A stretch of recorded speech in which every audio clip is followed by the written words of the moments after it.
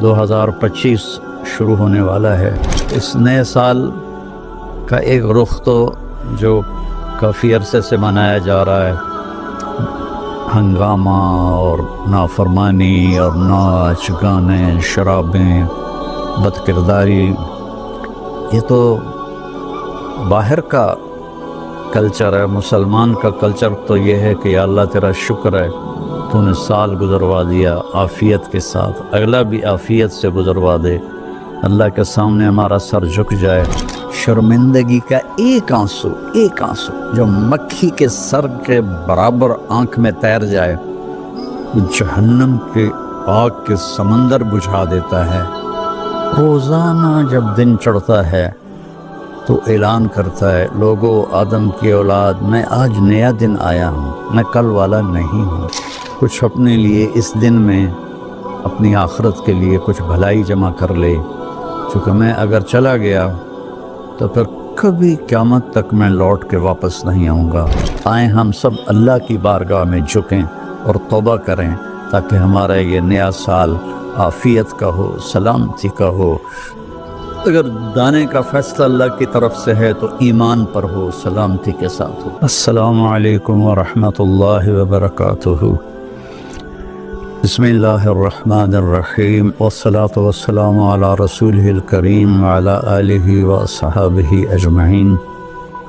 میرے عزیزو، بچوں، بچیوں، محترم بھائیوں، بہنوں، جہاں تک میری آواز جا رہی ہے اور سنی جا رہی ہے، سب کے لیے میری طرف سے سلام بھی ہے اور نیک دعائیں بھی ہیں۔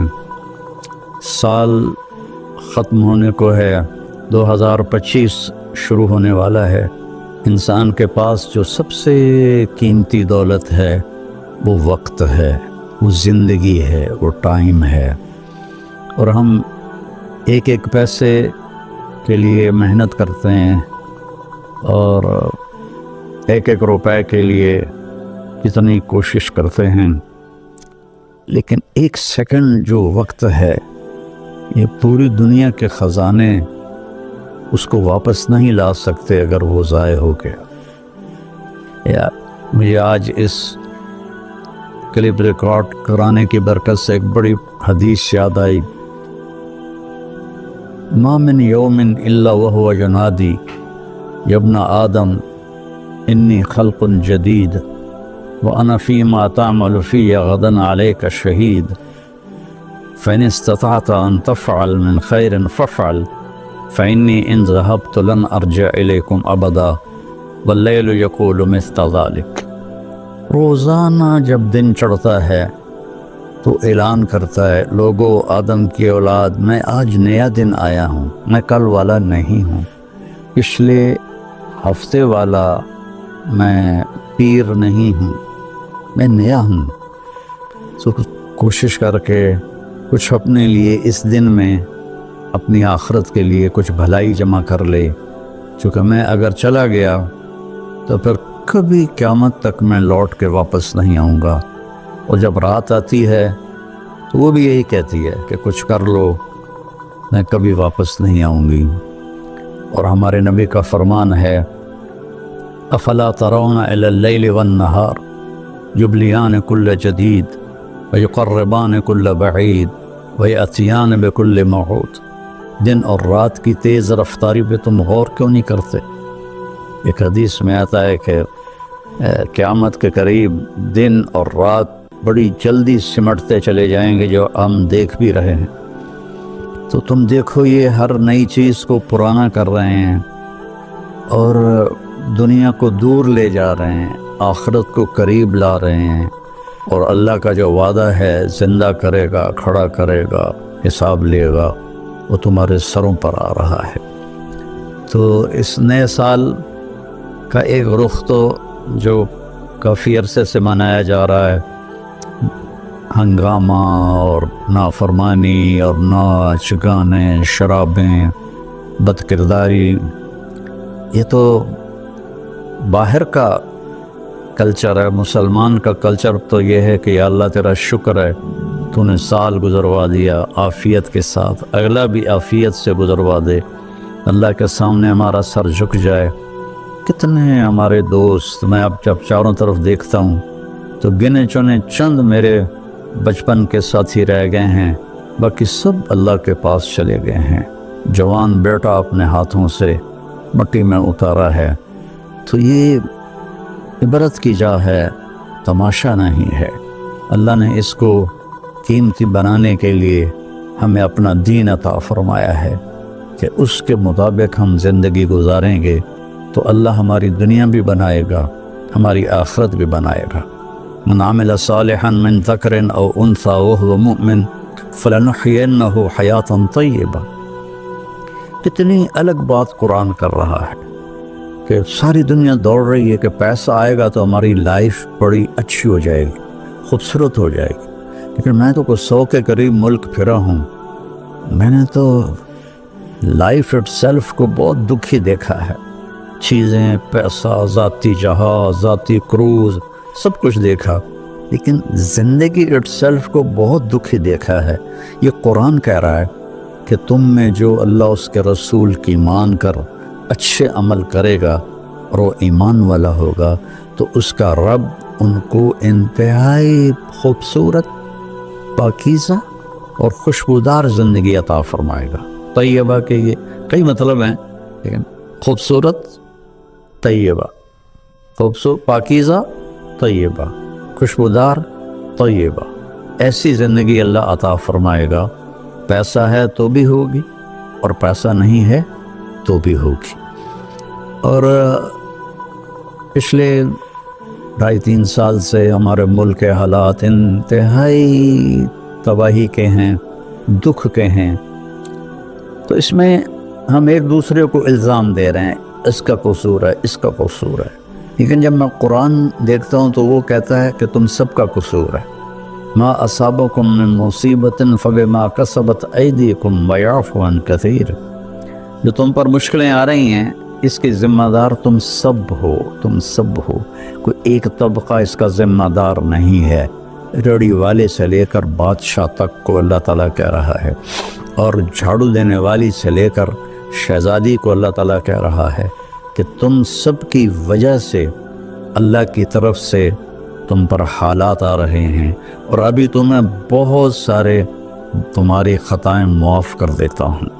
تو ہم سب کو اگر اپنے ملک کو سنوارنا ہے اور آخرت کو سنوارنا ہے تو ہم اپنی ذات سے شروع کریں کہ میں اپنے اندر سے برائی ختم کروں، جھوٹ کو، بدمعاشی کو، ظلم کو، نافرمانی کو۔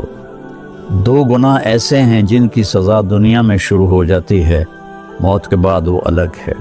ایک ماں باپ کو دکھ دینا، ان کی نافرمانی کرنا اس درجے کی کہ وہ دکھی ہو جائیں، اور ایک ظلم کرنا، یہ 2 چیزیں اللہ تعالیٰ یہیں سے شروع کر دیتا ہے حساب کتاب۔ تو ہم سب مل کر اپنے ملک کو ظلم سے پاک کریں، جھوٹ سے پاک کریں، دغا بازی، فریب سے پاک کریں، بد کرداری سے پاک کریں، اور جو بہت زیادہ بے حیائی ہے اس سے پاک کریں، اور اپنے اللہ کی بارگاہ میں جھک کر توبہ کریں، معافی مانگیں۔ گھر ٹوٹ رہے ہیں، طلاقیں ہو رہی ہیں، طلاقوں کی ریشو بہت بڑھ گئی ہے کہ زندگی گزارنے کا پتہ ہی کوئی نہیں ہے۔ تو میرے عزیزو، اللہ کی بارگاہ میں ایک دفعہ توبہ کرنا سب گناہوں کو صاف کر دیتا ہے۔ پھر ایک اور حدیث یاد آ گئی، ایک دفعہ جبریل ہمارے نبی کی خدمت میں حاضر ہوئے کہ یا رسول اللہ، ہم آپ کی امت کے لوگوں کے، مرد عورتوں کے عمل لکھتے ہیں، آنسو نہیں لکھتے۔ سبحان اللہ۔ آپ نے فرمایا کیوں؟ آنسو بھی تو ایک عمل ہے۔ کہا وہ اتنا لمبا چوڑا عمل بن جاتا ہے کہ ندامت کا، شرمندگی کا ایک آنسو جو مکھی کے سر کے برابر آنکھ میں تیر جائے، وہ جہنم کے آگ کے سمندر بجھا دیتا ہے۔ تو جو رو رہی ہے یا رو رہا ہے اس کو ہم فرشتے نہیں جمع کر سکتے، اس کے لیے میرے اللہ کا الگ پیمانہ ہے جو میرا رب خود اس کو کیلکولیٹ کر کے قیامت دن کہے گا میرا بندہ میری بندی یہ تیرے ندامت کے آنسو، یہ تیرے دکھ کے آنسو، حتیٰ کہ خوشی کے آنسوں پر بھی اللہ خوش ہو کے اجر دیتا ہے۔ تو ہم اللہ کی بارگاہ میں توبہ کریں اور اس کی بارگاہ میں جھک کر اللہ سے مانگیں کہ یا اللہ، چونکہ زمین آسمان پر بادشاہی تو اللہ کی ہے، یہاں حکم تو اللہ کا چلتا ہے، ڈنڈے کا نہیں چلتا، اللہ کا چلتا ہے، اور اللہ جب خیر کا ارادہ کرتا ہے تو إِن يَمْسَسْكَ اللَّهُ بِضُرٍّ فَلَا كَاشِفَ لَهُ إِلَّا هُوَ، میں اگر تم پاکستان والوں کو مصیبت میں ڈال دوں یا پوری دنیا کو، تو کوئی ہے کہ اسے کوئی ہٹا کے دکھا دے؟ وَإِن يُصِبْكَ بِخَيْرٍ، اور اگر میں عرشوں سے فیصلہ کر دوں کہ ہاں بھائی پاکستان کو مثالی ملک بنا دو، دنیا کو مثالی دنیا بنا دو، فَلَا رَادَّ لِفَضْلِهِ، تو پھر دنیا کی کوئی طاقت، کوئی اسکیم نہیں ہے کہ جو میرے فضل کو روک سکے۔ تو میرے عزیزو، ایک دفعہ زندگی ملی ہے کبھی، تو ہم اپنے اللہ کو راضی کر لیں۔ ایک اللہ کو ماننا یہ سب سے بڑی عبادت، لا الہ الا اللہ، کہ اللہ ایک ہے، اس کے سوا کوئی مدد والا، عبادت کے قابل، مدد کے قابل کوئی بھی نہیں ہے سوائے اللہ کے، جو حی قیوم ہے، جس پر موت نہیں آتی، جس پر بڑھاپا نہیں آتا، جو کسی چیز کا محتاج نہیں ہے۔ اللہ کے سوا ایاک نعبد و ایاک نستعین، صرف تیری بندگی اور صرف تجھ سے مدد مانگنا۔ تو اللہ نے سورہ فاتحہ میں کہہ دیا ہے، لیکن کوئی پتھروں کے آگے جھک گیا، کوئی قبروں پہ جھک گیا، کوئی کہیں جھک گیا۔ بھائیو، اللہ کے سامنے جھکو۔ وَإِذَا سَأَلْتَ فَاسْأَلِ اللَّهَ وَإِذَا اسْتَعَنْتَ فَاسْتَعِنْ بِاللَّهِ، جب مانگو تو اللہ سے، سوال کرو تو اللہ سے، مدد چاہو تو اللہ سے۔ وہ نحن اقرب الیہ منکم من حبل الورید، ہم تمہاری شاہ رگ سے زیادہ تمہارے قریب ہیں۔ ادعونی استجب لکم، جب پکارو گے میں جواب دوں گا، سنوں گا۔ اور محمد الرسول اللہ، کہ محمد صلی اللہ علیہ وسلم اللہ کے آخری رسول ہیں۔ ہم موسیٰ علیہ السلام پر بھی ایمان لائے ہیں، ہم عیسیٰ علیہ السلام پر بھی ایمان لائے ہیں، اور آخری نبی ہیں محمد مصطفیٰ صلی اللہ علیہ وسلم، ان پر بھی ایمان لائے ہیں۔ جو موسیٰ علیہ السلام کی نبوت کا انکار کرے وہ غیر مسلم ہو جاتا ہے، جو عیسیٰ علیہ السلام کی نبوت کا انکار کرے وہ غیر مسلم ہو جاتا ہے۔ لیکن اسلام کی تکمیل ہے کہ محمد الرسول اللہ، اللہ کے آخری رسول ہیں محمد مصطفیٰ صلی اللہ علیہ وسلم، ان کے بعد کوئی نبی نہیں ہے۔ جو بھی دعویٰ کرے گا وہ غلط دعویٰ کر رہا ہے۔ تو میرے بچوں، میرے بیٹیوں، میرے بیٹوں، میرے بھائیوں، میری بہنوں، ففروا الی اللہ، آئیں ہم سب اللہ کی بارگاہ میں جھکیں اور توبہ کریں، تاکہ ہمارا یہ نیا سال عافیت کا ہو، سلامتی کا ہو۔ اگر دانے کا فیصلہ اللہ کی طرف سے ہے تو ایمان پر ہو، سلامتی کے ساتھ ہو، اگر زندگی ہے تو وہ بھی صحت سلامتی کے ساتھ ہو، اور اللہ ہمارے ملک میں محبتیں پیدا فرمائے، نفرتوں کو ختم فرمائے۔ سب سے زیادہ مجھے تکلیف ہوتی ہے جب مذہب کے نام پر نفرتیں پھیلائی جاتی ہیں اور ایک دوسرے کی گردنیں کاٹی جاتی ہیں۔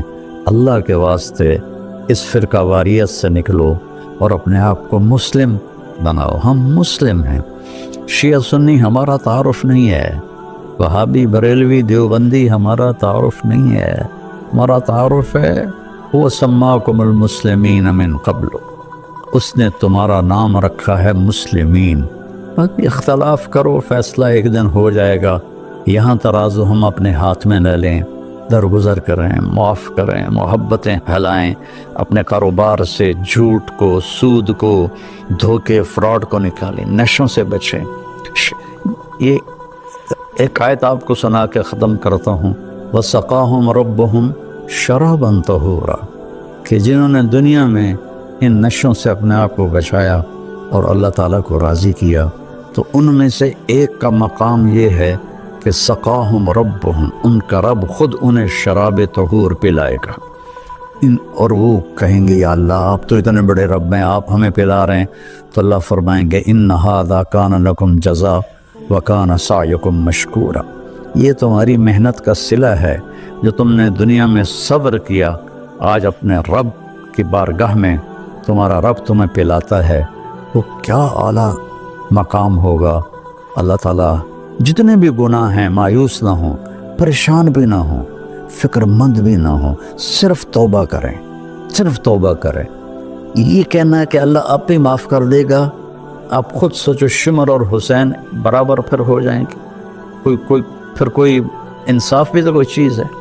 آل رسول کا خون پانی کی طرح بہہ جائے اور دونوں ایک ہی ترازو میں بیٹھ جائیں، ہے کوئی عقل میں آنے والی بات؟ ہے کوئی انصاف کی یہ بات؟